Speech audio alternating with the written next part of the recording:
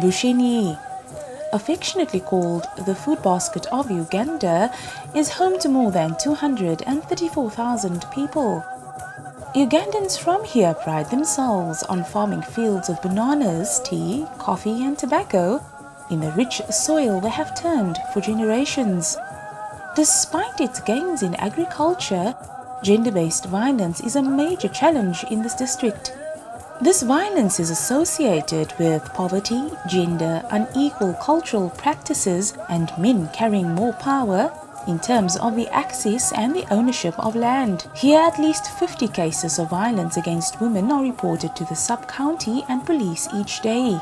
In the face of such a patriarchal context, an increasing pressure on young women to abandon their education, to do unpaid care work and take up subordinate roles, the story is one of a remarkable woman who has challenged the way women are perceived in her home, community and religious spaces.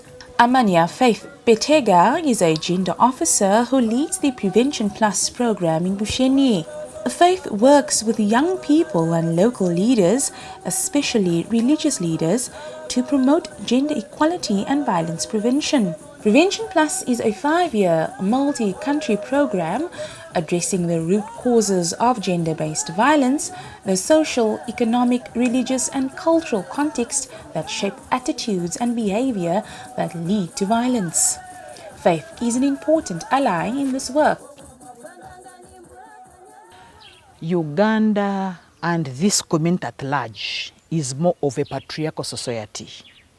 There is male dominance, so people still feel that women are a weaker sex, only that our traditions are changing gradually because of education, because of intermarriages, because of exposure, but the inbuilt heart reassures men to be dominant. They know women are a property. Women are mistreated. Girls have to leave school. They are forced to get married because they're a source of income. So in such a situation, the ground for boys and girls is not leveled. In some homes, even when the girl has done well, the father will say, drop out, after all, you will get married, I need girls. Then the boy go. So the situation is not good, but that's why we are approaching different community leaders. Implementing the Prevention Plus strategy of working closely with religious leaders has been key to shifting attitudes towards gender norms and gender-based violence in Faith's community. I myself as Faith, I cannot achieve anything. We need key players. That's why we need to go to the church leaders so that when they are doing their day-to-day work, they see how to integrate it. Tomorrow you will see in church a religious leader trying to bring out messages. And once a religious leader has talked, who cannot follow? There is neither female nor male. They are all equal before the Lord. And so we are actually supposed to be equal. For example, a man is not supposed to bring water from a well to his wife or whatever. But when they see me doing, no one complains. They don't have the guts to tell me. When I'm talking about teaching by example, living the life that I want people to lead, that's exactly what I mean. You cannot engage men without accessing religious leaders. Women is just a drop, actually less than 1%.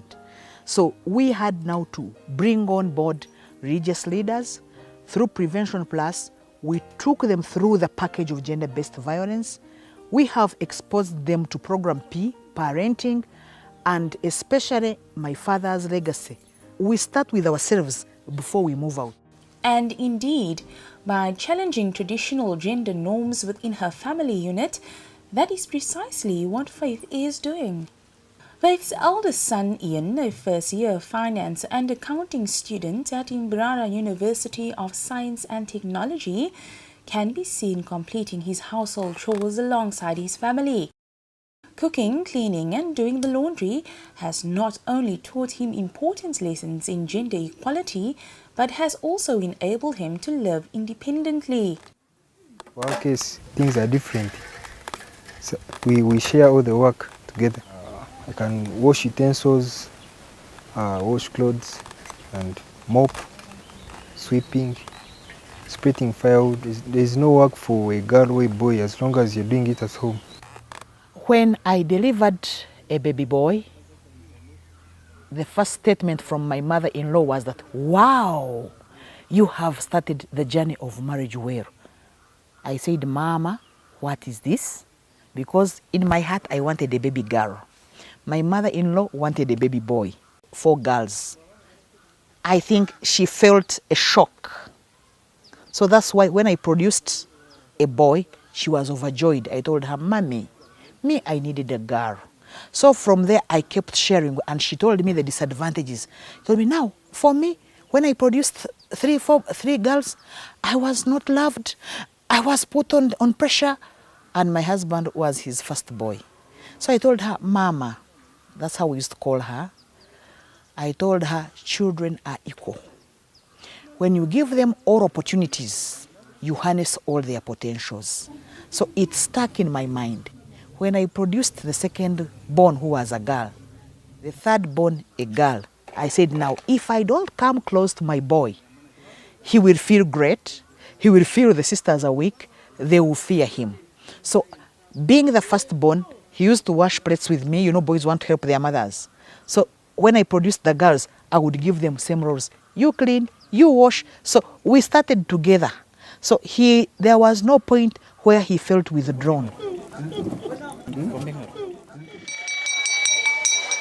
One of Faith's favorite tasks is interacting with the youth of her community. She is a constant fixture at her former high school, Bishop Ogez.